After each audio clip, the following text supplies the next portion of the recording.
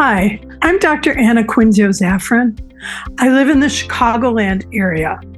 I hold a doctoral and master's degree in curriculum and instruction. My bachelor's degree is in elementary education with a minor in developmental psychology.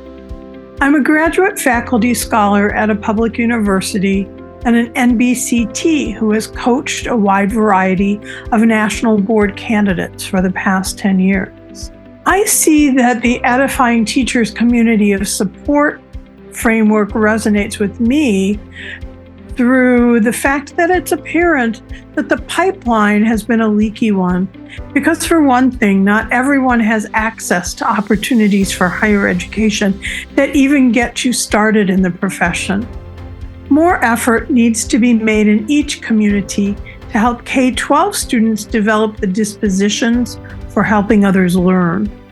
Whether that's through academic teaming, leadership roles for students within their classrooms and schools, or CTE coursework that helps junior high and high school students develop skills that transfer to roles in education, or that can prepare them to enter college with a mindset of what they want to accomplish. Teacher prep programs need to be more robust. They need to provide many opportunities to have pre-practicums in local schools so that teacher candidates are ready to have their own classrooms. These opportunities need to focus on what teachers will need to do once they're in the field on their own. Focus on management, social emotional learning, content knowledge, pedagogy, understanding of childhood development, and collaboration and communication skills with colleagues and families. Once in the profession, there needs to be a strong induction and mentoring component during the first 3 to 4 years in the classroom.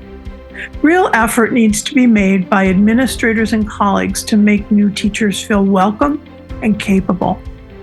Schools need to be built on respectful relationships: administrator-teacher, teacher-student, teacher-colleague, teacher and families.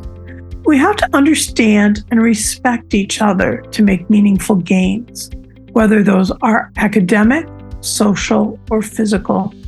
Your 4 M's play a role in each of these relationships. One has to model the expectation. Everybody needs mentors, and not just one. There can be many kinds of mentors. Someone who helps you stay positive, someone whose skills you aspire to, someone who helps you with how to stay organized, someone who supports your content knowledge. And everybody can be a mentor too. It's about lifting people up to stand beside you, even while you're on your own journey. Everyone is a work in progress. That's what I think you meant when you said retention isn't the end of the journey. This is part of the reason I worked to become an NBCT. You're always on the learning pathway. Your mindset always has to be growth-oriented.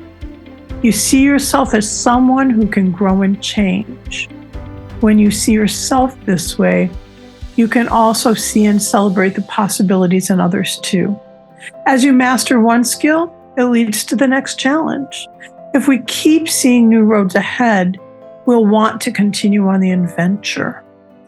And what brought me to this work is that as an NBCT, it's my belief that all children deserve an accomplished teacher leading their classroom. I would like to support teachers as they develop their practice. There are times when a particular school might not be a perfect fit, but that is the position that you're in. So as an educator, you have to gain the confidence and self-efficacy to sustain yourself while finding a teaching situation that is nurturing and uplifting. Too often, young teachers leave the industry when they feel as if they're not valued as a professional. It's important for these teachers to have mentors and allies who can help strengthen their resolve to persevere. My approach to mentoring and coaching is that I prioritize a holistic approach that centers on the growth and well-being of the mentee. This involves establishing clear objectives and expectations from the outset, maintaining open and honest communication, and actively listening to the mentee's needs and aspirations. Best practices often entail offering constructive feedback, tailoring the guidance to the mentee's unique circumstances, and above all, respecting confidentiality. As a mentor, I embrace diversity and inclusion. I recognize the value of varied perspectives and experiences. I would provide ongoing support through regular meetings, assist in goal setting, and help my mentee develop action plans. Additionally, I model professionalism, integrity, continuous learning, and I commit to a long-term partnership. Above all, though, it's important to foster a safe and trusting environment where both mentor and mentee engage in collaborative, reflective, and adapting learning processes. The most important thing for me when it comes to mentoring is that when you work with others in any capacity, it's to be learner-centered. A mentee-centered mentoring relationship places the mentee's growth goals and needs at the heart of the partnership. In this dynamic and nurturing alliance, the mentor actively listens, guides, and supports the mentee in their personal and professional journey. By tailoring guidance and feedback to the mentor's unique aspirations and challenges, this approach fosters empowerment, self-discovery, and the realization of potential, ultimately leading to meaningful and lasting growth.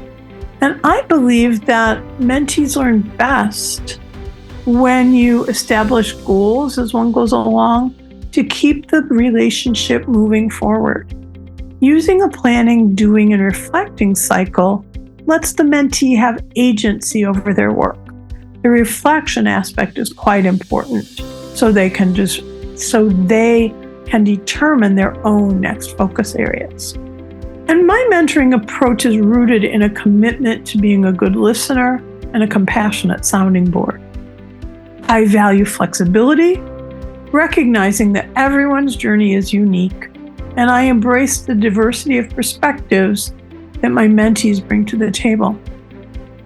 With a foundation of knowledge and experience, I strive to be non-judgmental, providing a safe space for open dialogue. I believe in offering constructive feedback with honesty and candor, always seeking opportunities for growth.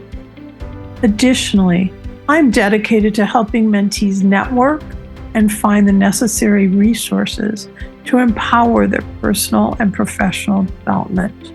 Finally, to cultivate a sense of belonging, I'd start by using the 3 questions technique that you shared to find common ground and establish rapport. It's important to get comfortable before you can become vulnerable about sharing your practice. I listen more than I speak, using my words to ask questions so the mentee can talk through some of the concerns they have. Because often when the mentee talks through their own situation, they come to conclusions that make sense to them, which adds to their self-confidence. Practicing self-talk is a way that carries this mentoring over to times when they're on their own. It's important to affirm mentees when they're gaining self-insight, that they're making good decisions for themselves. But the most important point is that I'm walking beside them in their journey, not leading them. Because when we journey together, we both grow.